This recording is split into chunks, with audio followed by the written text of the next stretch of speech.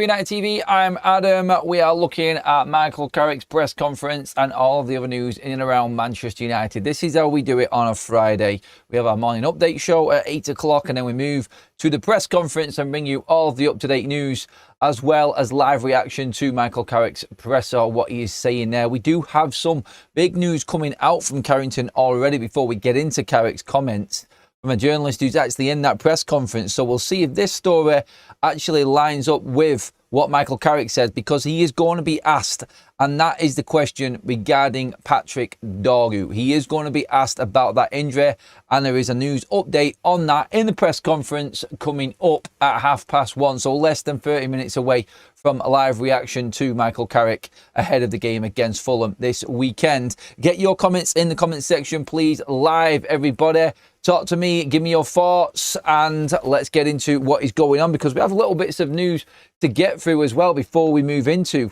Carrick's press conference comments. And first of all, the big one, the one that is probably, I think, well, more important than any others, and there's quite a few little transfer stories floating around actually. The important story is that Manchester United hope Patrick Dorgu will return sooner than the initial 10-week timeline, and insist his injury won't prompt any transfer activity this window. So we're not going to go out and panic buy if Patrick Dorgu is out for 10 weeks. Well, we're not going to go out and buy anybody just knee-jerk reaction wise because Patrick Dorgu's got injured is what they're saying. But the good bit about this news is that Patrick Dorgu isn't expected to be out, and there is hope within Manchester United that it's not going to be as long a layoff as initially first thought. So that 10-week report on Patrick Dorgu, we did mention this when the injury came out. It was gutting that we heard the news that Patrick Dorgu's hamstring was worse than first thought, but he's 20, he's young, and recovery times are obviously a lot quicker. He has got a good chance of still playing a big part of what's left of this season. He's played a huge role for Michael Carrick, of course. 2 goals in 2 games since Carrick has come in for Patrick Dorgu. He was finding his feet under Ruben Amorim out wide before that as well. It is a shame that we got this injury, but the news that first hit us isn't as bad now as first thought, and it looks positive that Patrick Dorgu is going to be back sooner. Originally, it looked like the game against Leeds at Old Trafford would have been the time when he came back. That would be the 10-week period if that went all the way through to the end. Let's not forget, in this time as well, we've got that international break, so he's going to miss. He's not going to miss anything regarding that 2 weeks part of it anyway. That's coming up in March, so maybe he comes back after that international break. It's not that long a layoff. And then we've got a whole of April and May still to play out with Patrick Dorgu. So, positive start to the show. Get your comments in on that as well, everybody. Samuel Luckhurst is the one that is reporting this and said this. He's actually in situ at Carrington right now. He's the Northwest correspondent for the Sun newspaper. We all know who he is. So, it'll be interesting to see if Michael Carrick himself, when he takes the hot seats not too long from now, if he gives us an update on on Patrick Dorgu's injury, and see if this is right. I think what you're going to get from Carrick on this is probably, well, we're monitoring him and hopefully it isn't as long. It's just a precautionary layoff period that's been stated, and we might get him back sooner, but we're not going to rush him back. We're just going to make sure that his rehabilitation goes according to plan, and we'll just take each day as it comes, I'm sure. But it's positive for me, this. It's positive because any sort of time period less than that initial 10-week one, after us settling in and having to accept that Patrick Dorgu is going to be out for a while after playing so good. I feel like that's a bonus for us. And I feel like Manchester United, on top of that, with that other comment within that statement, they're saying that they're not going to go out and buy anybody because Dorgu's out. That kind of gives you the impression that Manchester United feel like Patrick Dorgu is going to be back in time to play a big enough part in this season that we don't have to even look to bring in an emergency winger this month. Obviously, we've only got, 3 days left of the transfer window now. So no panic for Manchester United there. The hunt in terms of the transfer window will continue to be around the midfield players. No wingers coming in. Dorgu's looking better than first thought. Fantastic way to start the weekend for us. And we can look forward to seeing Dorgu back in the team sooner than we first thought. So, yes, happy days, everybody. Give me your thoughts on that. Has that cheered you up on this Friday afternoon? We've got plenty of other news to get through and talk about. So as you can see, the story going across the bottom of your screen there as well. Another midfielder linked with Manchester United, and that being Alexander Stankovic. He is the young holding midfielder who plays for Club Brugge, and is, I think, obviously one of these profiles of players that fit in with what Ineos are looking for. I think this is the type of midfielder I'd expect Manchester United to be looking at, alongside obviously the big names and everything like that. So I mean, when you look at, I don't know enough about him, to be honest. And again, I'm expecting this sort of news to come up all of the time now with Ineos. These unknown players, not so much unknown, but we don't know loads about them. In terms of his season by numbers, I'll bring it up on my screen now just so you can get an idea of what he's actually been like this season for Club Brugge. Mainly in the number 6 and number 8. He's played most of the games this season as the number 6. He's played a good handful of games, 9 in fact, in that number 8 role as well. So you're looking at a versatile player. This is a guy that's got 4 goal involvements in 8 Champions League games for Club Brugge as well. His stats this season are 7 goals and 4 assists, so he's already into double figures. And yes, you could say that this is the Jupiter Pro League, everything that Belgium throws at you. But Champions League record is the one that I'm looking at here. The Champions League record that reads all 8 games played through the league phase. And there is only 2 games where he has been subbed off. He started every single Champions League game. Just to roll out the teams that he's been up against: Monaco, Atalanta, Bayern Munich, Barcelona, Sporting Lisbon, Arsenal, Kairat and Marseille. He played a huge part in qualifying for the next phase, helping Club Brugge move up that table by beating Marseille 3-0. He scored 1 and set up 2 in that game as well. So again, just to give you an idea of who he is, I'm not trying to big him up and obviously turn him into this alternative that we need to get rather than getting the big names. But again, contracted in until 2029. He's going to fetch a price, obviously, but his market value is only 15 million euros right now. So usually when you look at the market value, probably double it in terms of what clubs actually want for players. So you're in and around the, I reckon, between 25, 35 million sort of mark for Stankovic is probably my guess, and it is only my guess. I'm not quoting anything or bringing anyone's information up here, but just usually when you go off the numbers and how the transfers work, I don't see this move happening in January, by the way. I haven't got enough information in front of me. It was Matteo Moretta that actually broke this news. So that, again, you can judge for yourself if you think that is real or not. But you only have to look at the player, the age, where he plays. It's another option for Manchester United. And again, lots and lots of groundwork being done for other midfielders for the club to be looking at. And again, not surprised that it's here. And it is a young midfielder that Manchester United are looking at. Another one in his early 20s. Let's get some comments from all of you guys in the live chat. Please get in there. Talk to me as well. Pure, who's just renewed his membership, says, where in the table do you think it is possible, Adam? For us, 100% 4th. I reckon we can catch Villa. With their injuries and the players that they're bringing in, I don't really rate the players. I rate Emirates, which gives them a chance. But Champions League, FA Cup, Premier League, when United have only just got the Premier League to fight for, I think 3rd is doable for United. I'm not convinced by City or Villa for the long run. Don't get me wrong, they're miles better than us and have been all season. Villa, I think, could fall away with the players of the calibre that are missing now. I mean, I'm only saying that because it's the likes of Tillemans, McGinn, Boubacar Kamara, who have been outstanding for Villa this season, out of the side. I don't know how long their injuries are, but they have brought reinforcements in. Obviously, I know they've brought Douglas Luiz back. Tammy Abrahams is in there. I think we could get near him. I think 4th we can get, because I'm not rating Chelsea or Liverpool or Newcastle. They're the only 3 teams that I feel United are up against. All of them teams are in Europe. Newcastle have an extra game in Europe now because they didn't make the top 8 of the Champions League. So to answer the question, there's 3 teams fighting for 4th and 5th. United will definitely get one of them, in my opinion, looking at what's up against us and what the other teams have got as well, mate. So, yeah, I think 4th. I would take 5th right now if you offered it, mate, and it got us Champions League all day long. As long as we're in the Champions League, that's all I care about this season. I think 4th, definitely. There's no way that we're missing out on 2 of them, on one of them 2 spots. Surely we can't balls that up. Greg says, I want to see Lacey get some proper time the second half of the season. I think it could really pay off for all. He seems like he's got a strong enough mind for it. That's Greg talking to Leo there. Good to see the community having their own little conversations in there. Thanks.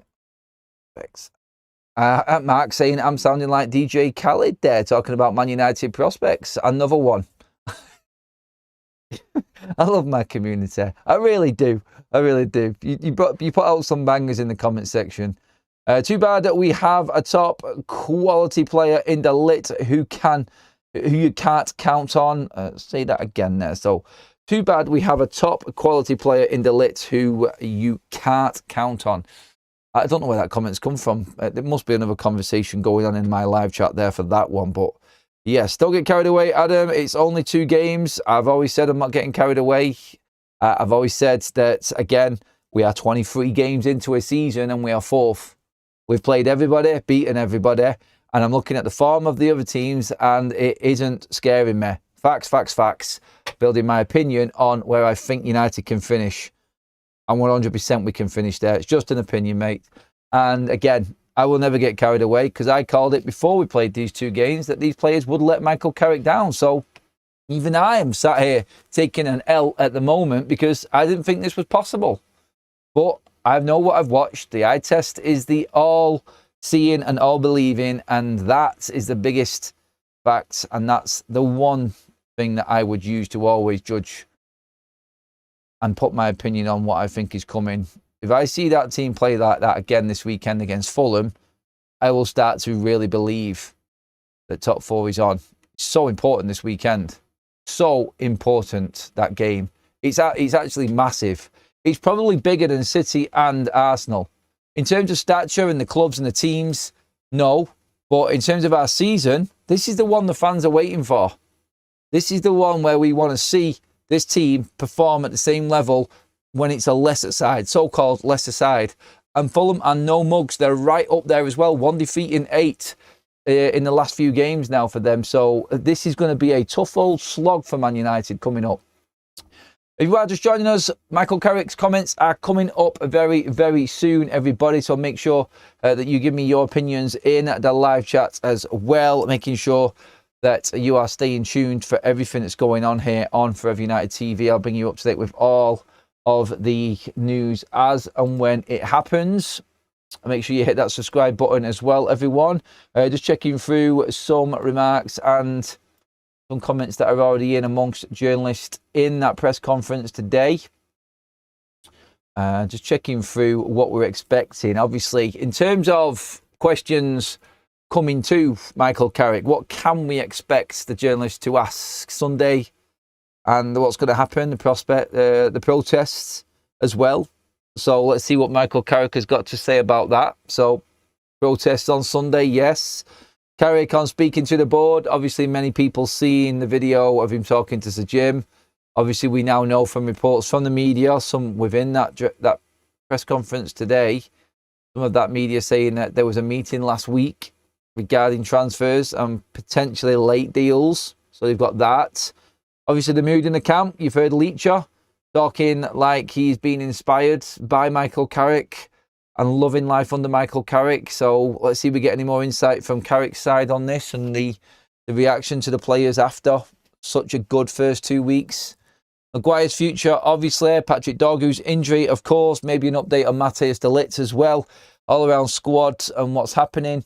And maybe someone will ask who he thinks could actually fill that void and is going to take Dorgu's place. Odds on it's Cunha at the moment, but no guarantees.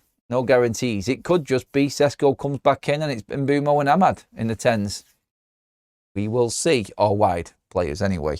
Mbeumo is just as good wide as he is at number 9. But Mbeumo playing at number 9 is 100% record so far for Michael Carrick, isn't it? 2 goals and 2 appearances for Mbeumo. So let's see. I don't think he'll change much. I think it'll be like for like in terms of Dorgu out, Cunha in. That's been a substitute that he has made as well. In Cunha being... Cunha's not actually replaced Dorgu in the games, by the way, so far. It's been Sesko who's replaced him. And Cunha's come on for Bryan Mbeumo each time. Not forget that. So it'd be interesting to see which way he goes, because it's not natural that Dorgu and Cunha are off the pitch at the same time. It's not normally that. So I think we're assuming it's going to be Cunha, but it might be different. It might be different in Carrick's head. So I think that's one thing that we do need to remember as well. It's been Mbeumo for Cunha every single time. When Dorgu came off against Arsenal, it was Sesko who came on. So maybe he sees Cunha as a replacement for Mbeumo.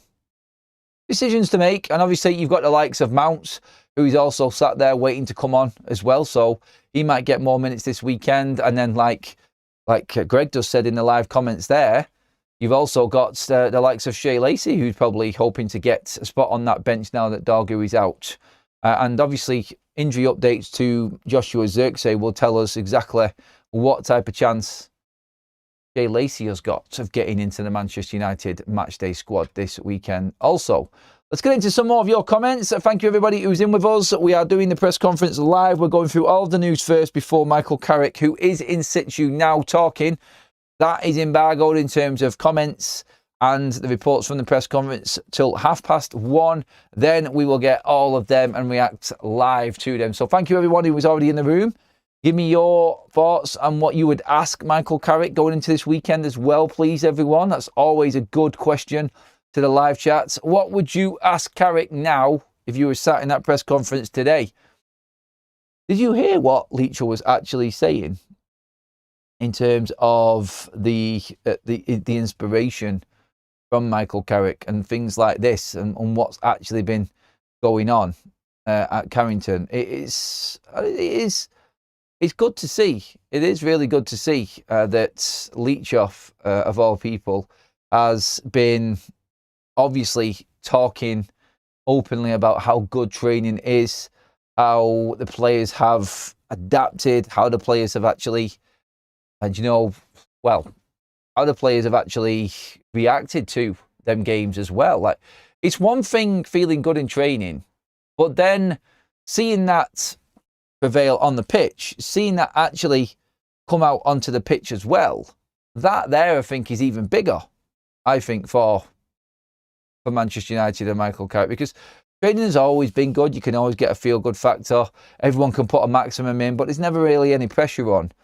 It's Michael Carrick coming in and he's getting behind these players and he's making these players realise that they are privileged to be playing here at Manchester United. Leacher going in there and talking also about how he's speaking to players, how he's making players believe, and how he's understanding each individual player. And already to get that in 2 weeks at Manchester United, that is absolutely staggering to get the results that he's got so far. Because training, like I said, is one thing. Training well is great, and the atmosphere and everything that comes with it, fantastic. But putting that onto the pitch, and when players see the results on the pitch with that, the confidence grows. And that's where I think these players believe. They've enjoyed the training, they're loving what's happening, and they can see results from it on the pitch as well. So, again, I have got full confidence that this team are going to do exactly the same again for Michael Carrick. It's just them moments with this team that I worry about, where they just switch off and then they think back. How many games do we have to win consecutively before these players actually believe that they can do this? They believe they can do it now, but when that one thing goes wrong, or that goal goes in, or a bad decision happens, or something bad goes on in the game, do they buckle? Do they switch off? They didn't do it against Arsenal, which gives me even more hope. And why I'm saying I'm fully confident they can do it again, it's because they're playing for Carrick. They believe in what the coach is saying and they're playing for him. And when you get that scenario, then you're home and hosed. And I'm hoping that is the case right now. Because results and performances like this, if we get another one, it's only going to breed that confidence into this team, and we can go from there. Comments in. Adam says, Carrick is grassroots football. The problem nowadays is managers want to be different to everyone else. But if it's not broken, don't fix it. Back to basics means that they can play naturally. Allow them to express themselves. We have done many shows on here throughout the season. It's a great comment from Adam there. Thank you, mate. We have done many shows, and I've had people on and people talking on calling shows on Big Up and saying, like, these players are all being suppressed. They're not playing in their natural positions. It's like they're being held back. Carrick has just gone. This is the formation. This is the instruction. Plan A, plan B, go. That's what it looks like. Basic football. Express yourselves. Back each other up. Fullbacks support your wingers. Wingers support your fullbacks. Talk to each other in midfield. If you're going, I'll sit back. Talk, talk, talk. Communicate. And play the game, express yourselves, use the qualities that you've got, and encourage. And that looks like what's happening right now. It looks like a team that's together. It looks like a team, doesn't it? That's what it does. I'm hoping Mount gets moved on. 2030 is too long with all his issues. I like him, but we can't rely on him. Mason Mount's name will be brought up come the summer transfer window, I'm telling you. What his position is in Manchester United, I don't know. The fact that Xerxes leaving probably gives him half a chance, and Man United not looking to bring in any wide player, number 10 type players at the moment. And obviously Bruno Fernandes's future is going to determine what happens with Mason Mount as well. So Mason Mount might get away with it this summer because United are focusing on midfield. But I still think he's way, way down the pecking order. It'll come down to Mason Mount and what he wants, because if United go into next season and we don't sell anybody, let's say Xerxes goes, but he's behind Mason Mount anyway. He's the only one that goes from that front line. Mount's numbers are going to be limited. He has got Champions League, Carabao Cup, FA Cup to obviously play in, and he'll get his chances there. So I think next season his name will come up, and it might be that Man United move him on, but I think he stays. I think he stays one more season, then goes. He's still young enough. He's still got that sell-on capability for Manchester United. So I think Mason Mount stays until the season after. Just the way it looks is panning out. There's other players more of a priority than Mason Mount, is what I'm saying. And Manchester United also now, like that will be Mason Mount 4 years in. So it's going to come to contract renewal stages or sell. I think he's still a tool. I think he's still a weapon for Man United, Mason Mount. And I think he's been unfortunate with all of the change around and the manager situation. I think that's hampered him because he was playing quite regularly for Ruben Amorim, don't forget. But Ruben's gone. Fletcher went with his system. Mount was just coming back from injury as well. Unfortunately for him, that happened at the wrong time. And now Man United have had 2 games for Carrick where we've blown the opposition away and everybody's just been bumped back a bit. If you didn't start in them games, you're not going to start the next games. Not while it's 1 game a week. And this is, like I said before, where United should be. Players fighting for their position. When they get a chance, they have to take it. Because Dorgu's done it. He's kept his place. And now someone else has got a chance because of the injury. You have to come in and hit the ground running now. That's what it always used to be at Man United, didn't it? It always used to be around Manchester United, everybody fighting. As soon as they got in, bang, straight at it. Take your opportunity. It's just not been there for years, and that's a shame. But I'm liking the way that it's working for United right now, and I'm liking the way that these players are all really believing in what Carrick is trying to develop here at United. It looks good. Please come out and play that way and beat Fulham at weekend. If we beat Fulham, oh my God, I'm going to be so happy. I am, because I don't need to think about the big games anymore. We've just done that with City and Arsenal, and now we're moving on to the run-of-the-mill team and beat them. I can fully believe that. I can get behind 3 wins in a row and I can go, wow, yeah, actually. Now, 41 points.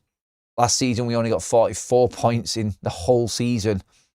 That I can actually get behind because the stats back up what's happening on the pitch and what we're watching.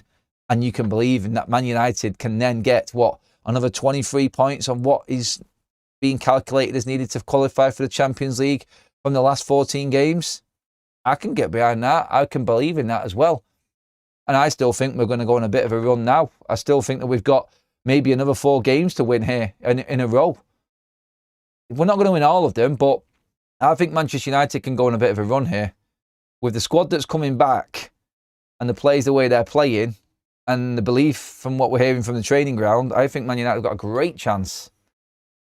If only Ruben Amorim showed passion like Adam on the touchline. Yeah. You were a bit talking about my other video on Adam FC. Yes. Yeah. His Carrick doesn't do that, does he? Until he's very calm, Carrick, isn't he? He's very, very calm. He's like cool, collective, and calmness personified, isn't he? And that works in a way, doesn't it? Would you rather have an Arteta type of character on the sideline or Michael Carrick? Andrew says, slightly nervous about Sunday's match at Fulham, our 7th place and 4 points behind us. Like I said, Andrew's dead right. They have lost 1 game in the last 8. They have turned it around. And Marco Silva, he's not signed his contract yet. He's not. Like, there's a big job coming for Marco Silva. He has done wonders with that Fulham budget and getting them where they are. They are a solid team. And they've always had our bleeding number, Fulham, haven't they? They beat us here last season as well. Don't forget. And we've drawn against them already this season. So it's always a tough game. And Fulham are not going to be any pushover at all. This is going to be a battle. It's going to be a bit of a war, this game, I feel. Keeping the fringe players invested and happy is difficult. I believe they all. They are all on board. So they've changed a lot.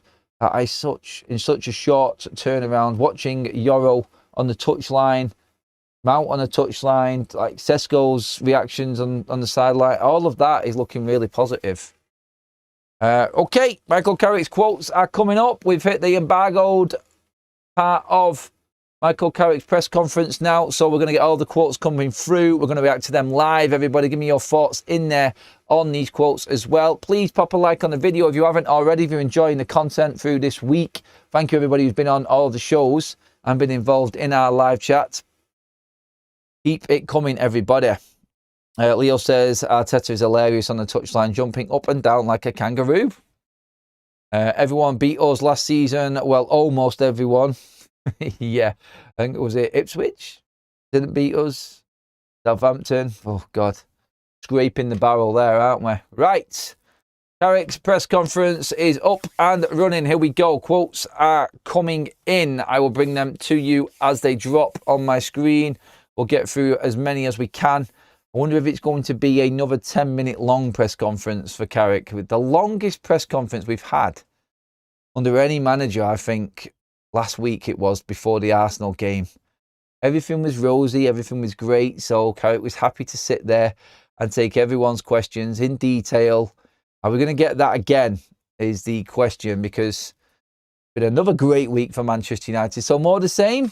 Let's see. All right. Team news is in. Joshua Zirkzee is back in training. He has been out for a short amount of time. Pat, unfortunately, is going to be out for a period of time. Disappointed because he has had a good couple of weeks. It is looking serious. A few weeks out. We will have to see. It is a part of football. De Ligt is not training with us. So, Patrick Dorgu is who he's relating to with Pat there, out for a period of time. But notice how Michael Carrick there says a few weeks. It's not 10 weeks. He's saying it is obviously a serious one and they have to look after him, but that doesn't shout out long period to me. It's a few weeks, he says. But Joshua Zirkzee is back in training, everybody. So, again, we were talking about Shea Lacey perhaps making the bench if Zirkzee was still injured this weekend. I expect Zirkzee to be on the bench, depending on how long he's been training. Like, we've no idea how long Joshua Zirkzee has been training. If it's just today, he might not be ready to come into the matchday squad on Sunday. Obviously, we've still got another day training tomorrow.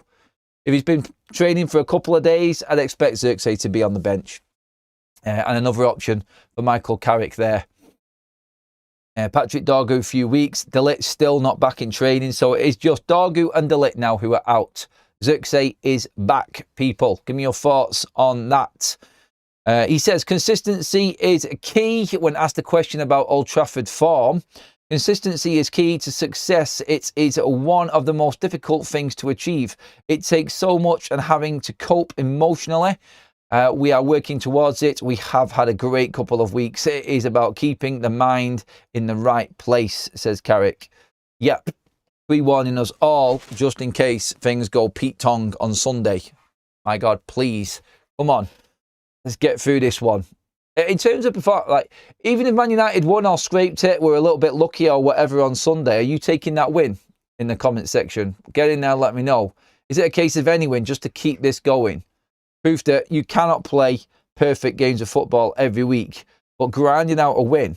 Have you seen enough in the City and Arsenal game to say you're confident that come around another week, we can play that way again? You can't play brilliantly every week, but finding a way to win, I think, is crucial as well for this team. Martinez's comments. I thought this might actually come up. We've just been talking about this. Carrick talking about what Lisandro Martinez said and how much he's praised Michael Carrick. You have got to play with feeling, emotion, excitement. It is something we speak about. What we have just touched on is something else. Leacher has epitomised that with how he has gone about that. We are aware about what it takes. We need to respect the game and how good Fulham are. Yep. Dorgu being out, depth in Manchester United squad. It is not ideal. We don't want to lose good players. A part of having a squad and being able to cover certain things is the nature of the beast. It is. Talked about this. Obviously, we've had the report out earlier on. If you have just joined us right now, the reports from inside Carrington before the press conference started were that Patrick Dorgu isn't thought to be in the same sort of time scale as we were first thinking, as in he's not going to be out for 10 weeks. The reports are it might be less, and that is big news for Manchester United. January transfer window, I think we are just working through it. Never say never. It is sometimes out of our control or out of it. Sorry, I don't know what that means there. I was just reading that. I am calm. We have shown what we are capable of. January overall, I think that is there, isn't it? He's talked about transfers. You never know. It's busy. There's people in and out. I can guess, like, without listening to the actual question myself there, I do think that he's talking about January in general. So the games, fixtures, obviously pile up at January, don't they? Transfer window in between all of that. He's been asked a question there on Joshua Zirkzey's future. We thought that might come. Josh is just trying to work to get fit. It was great to have him back. That is as far as it goes. Carrick's learning fast. Short, sharp, sweet answers to all of the questions. Only riles a journalist up even more. So, yeah, he's not giving anything away on Zirkzey. We talked about Joshua Zirkzey this morning, didn't we? And everything that he is going to be obviously thinking about. Is he going to get a chance in this Man United side from now until the end of the season? Looking highly unlikely. But, no, he might be happy with where he is. And if he's happy where he is, then I think Manchester United are happy where he is. There you go. That's that. Keep your thoughts coming in, everybody. I can see all of your comments coming into the live comment section there. John says, now is the real challenge for United versus Fulham. I'll take a 1-0 against Fulham. Any win, says Class 99. I think a lot of people are like that, aren't they? It's another win is another win. Man United moving up and up. We just need to cement that position, don't we? Get in there and not move out of that top four. Every win takes pressure off the last couple of weeks of the season because our May is quite difficult when you look at it. So I think just get these wins in now. Ride this crest, the crest of this wave. Ride it for as long as you possibly can. Get as many points on the board as you can now just to give yourself that chance in case you have a blip and it doesn't work out one game. You've got a bit of room to bounce back from it. It's not sending you down 3 or 4 positions. And then obviously the doubt starts to creep in then, don't they? The fans, the squad, dare I say it, the owners. But if you've got them points in the bag, you allow yourself that little bit of a blip and you can recover from it properly. And I think United are in a great position with this, with not having too many games as well.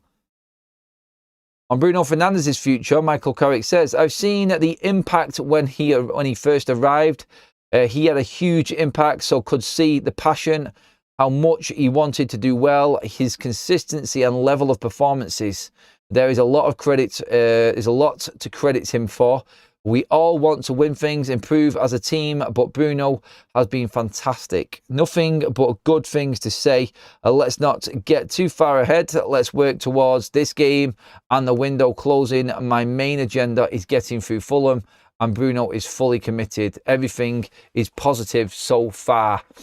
So Bruno on his future, I think, probably is the line of question there. And Bruno Fernandes is fully committed to Manchester United. Of course he is. He's not going anywhere in January. The question for Bruno is the same as Casemiro, really. What's happening in the summer? And Casemiro's future is already out there in the open. Don't think Bruno's going to give anything away. I don't think United want to give anything away regarding Bruno Fernandes. Either way, he's a massive asset to the team, and he's a massive asset financially to Manchester United. So if there's anything that comes out about Bruno not being happy, it's always going to devalue the player. So yeah, positive, positive, positive. I think Carrick is trying to push that side of things there. Talking about the Fulham approach, I don't think we need to make too much of it. The feeling in the group and the squad, the past is not too relevant in terms of what has worked before. It is a tough game, a really tough challenge. We are not taking anything for granted. That would be bang out of order. We will deal with game. We'll deal with the game in front of us, as you'd expect. Michael Carrick there doesn't want to take Fulham for granted. The table doesn't lie. You're 23 games in. You're well and truly well over halfway. Everyone's played everyone, and Fulham are 7th, 4 points behind us. So yeah, I'd expect that sort of answer. I'd expect Carrick to have this team well drilled in what his message is and what their jobs are in this game. He also says he's a big fan of Mason Mount. There is so many good things to like about him. That's why I have a squad. I like Mason a lot, and he is an important player for this team and this club. So again, they're bigging up his squad players. Happy to have Joshua Zirkzee back. Loves Mason Mount. He's talked about the squad and players stepping in when Dorgu is out. That's the nature of the beast. Well, Carrick's covering everything there, and I think he's happy with the team that he's got, is what I'm listening to there. Obviously, you could say he's bound to say that to the media face-to-face and not give anything away. But look, he also said, never say never. Anything is possible in January. The fact that we've only got 2.5 days left of the transfer window kind of tells you Carrick's comments there are that not much is going to happen unless something of a disaster occurs this Sunday, and that is with a couple of players, key players, going out injured. United might jump into the transfer market. I don't know. Thank you for all the likes, everyone. Keep them likes coming in. Let's get into some of your comments, because that's pretty much it from Michael Carrick. Lots of good talking points there. Photo says, it's important that we have and keep players that can both play football and are committed to playing for Manchester United. It is. How do we still have Dalot and Shaw as fullbacks in 2026? Ask Manchester United owners, I think, is the only way to answer that one. I can't believe Raheem Sterling is only 31. I thought he was way older. Been around forever though, hasn't he? Broke on the scene at Liverpool when he was a teenager. Let's go goal and a Mbumo hat-trick would be nice. Not asking for much then, Leo. Good on you, mates. Not asking for much. Don't forget, everybody, we do have our prediction game up and running. Don't forget to get your predictions in now ahead of the game. You have up until kickoff to get in our competition. You can see OK jerseys at the bottom left of your screen there. They're also giving away 5 football tops to people entering this prediction league. So get in there now with your predictions. Will Bryan Mbeumo score a goal? Yes or no? Bruno to get a goal or an assist? Yes or no? Matheus Cunha, will he start? Will you make a prediction on Matheus Cunha? You can play the game for free, or you can wager yourself up to play the game as little as 50p if you want to. It's completely up to you. But if you do enter this competition, this prediction competition for the Fulham game, you will also be entered into the prize draw for 25k, which is going to be announced at the end of this month, which is this weekend. So your last chance to get in on that big draw as well. 3 chances to win big here on Forever United TV with big up our partners on our other streaming software where we are doing this prediction competition, everybody. Make sure that you get involved in that. So let's have a quick look at how many people have actually already got involved in it. We have a little leaderboard update. Yes, there we go. We've already had 7 come in today. So make sure you join these guys. Manny's in there, Andrew, Carl's in there, Huggles, Wooly, Ant's in there, and Sanchez. I think most of these guys have all won on this game. I think we had about 10 winners just on the game itself last week, everybody. So get in there now and get your predictions in. You've got until kickoff on Sunday. So plenty of time. Have a think about it and get in there and join everybody else. All right, let's just check through the majority of the news to see if anything else has come out. Like we said before as well, everybody, you can see at the bottom of your screen there, there is a story going out on Alexander Stankovic, another midfielder Manchester United are looking at and monitoring, according to Matteo Moretti. That is the latest transfer rumour coming out. The top of the show and the main part of what was said in Michael Carrick's press conference, though, was that Patrick Dorgu's injury isn't as serious as it was first reported, which is fantastic news for us because that means he could be back sooner than first thought. That pretty much is your press conference video. And today, this lunchtime's live show actually finished. Thank you so much, everybody. Get involved. The link for the prediction game is up in the live chat. It is the top link in the description below as well, everybody. Click on that, get involved now, and get your predictions in ahead of the game this weekend. Thank you, everybody. Thank you, mods, super chats, and everybody who's liked the video. If you did like the video, please pop a like on it as well. Hit the subscribe button to stay up to date with all of the other news going around. I'll see you all later on. Have a fantastic Friday afternoon, everybody. Up the Reds.